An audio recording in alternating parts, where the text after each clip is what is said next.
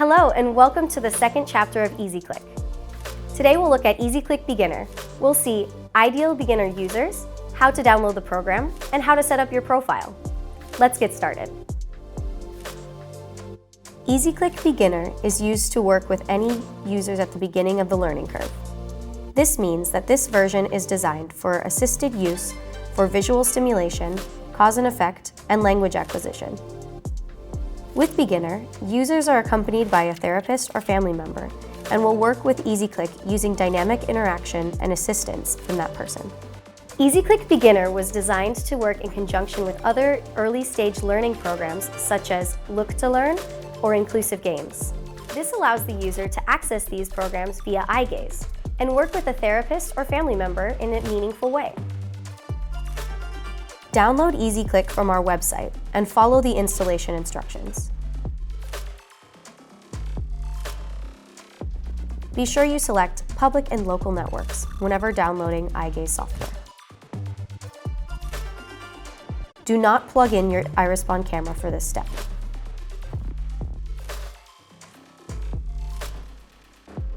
Once you've downloaded the program, plug in your IRISBOND camera and open EasyClick.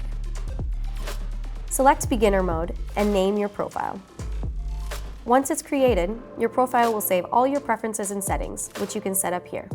Choose which eye or eyes you would like the eye tracker to follow.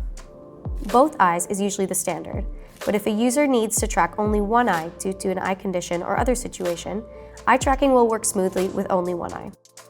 There are various ways you can choose to click using EasyClick. Blink works well for users who may have involuntary eye movements. Dwell is the standard for most eye gaze users, and switches come in handy when movement is possible by the user and they would like tactile feedback. Once the click mode is chosen, adjust the time to click. For an inexperienced user, a good starting point could be around 1.2 seconds, whereas a more experienced user might use a faster click speed of 0.8 seconds. Smoothing refers to the reactivity of the cursor and can be an important setting for each individual. For young users, or users with unintentional eye or head movements, higher smoothing may be helpful, since the mouse is less reactive. Another user may want to have extreme sensitivity and low smoothing. Try out different settings in order to find the best fit for each user. Various user profiles can be saved on one device using EasyClick. This way, each user's personalized settings are saved. The program even saves the user's last calibration. Let's see how to calibrate. EasyClick Beginner offers many ways to personalize your calibration. Since calibration is so important to eye tracking, it's always great to have options. To get started, place the user's eyes in front of the camera and use the indicator bar on the left to find the proper distance. The top of the bar indicates the user is too close and the bottom too far. Pair this information with the avatar or video feed to get into the right position. Next, choose how many points you'd like to calibrate, 1 or 5. 1 point is quick and painless, and 5 points will give the eye tracker more information to make the tracking experience more accurate. Choose the option that works best for you. EasyClick also offers a step-by-step option, allowing the user's assistant the power to click when the user is focused on the correct point on the screen. To make the calibration more fun and engaging for users, EasyClick has even more features to choose from. Find Customize Calibration to change how this calibration looks. Personalizing color, speed, or size, and even uploading a personalized image for your user to focus on. When working with a user who is not a fan of calibrating their eye tracker, invisible calibration can be a great tool. To see this invisible calibration in action, let's click on and jump to our toolbar. Here we are at the toolbar. At the top, our eye icon will tell us if the user's eyes are being detected, and if they aren't, open the positioning icon to check. If the user is moving around a lot but does not have the focus for a full calibration, here's where our calibration settings come in. Clicking this calibration icon will trigger whichever calibration type was selected last in our settings. In our case, the invisible calibration.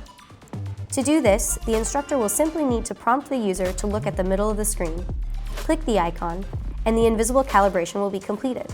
As a final option, if you're using an IRISBOND Hiru camera, you can use the calibration button to start it. Simply press the button on Hiru and the calibration will begin.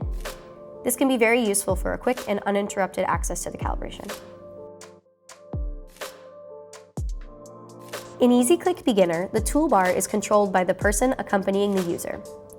This means that although the user controls where the cursor goes, the power to click is in the hands of the instructor. Continuing down the line, we can see that the pause button stops the movement of the cursor, giving the user a break. The click icon gives the user control over their own clicks and can be turned on and off. Let's see how it looks with a game. Look to Learn and Inclusive Games are a few of the games that can be used with EasyClick to begin the user's interaction with eye gaze. This combination of control by the instructor and user can be applied many ways to provide a fun and interactive learning and communication experiences for those new users. So far, we've taken a look at EasyClick Beginner and how it can be personalized for each individual. Next time, we'll look at EasyClick Pro and how it can give you independence with eye gaze. See you soon!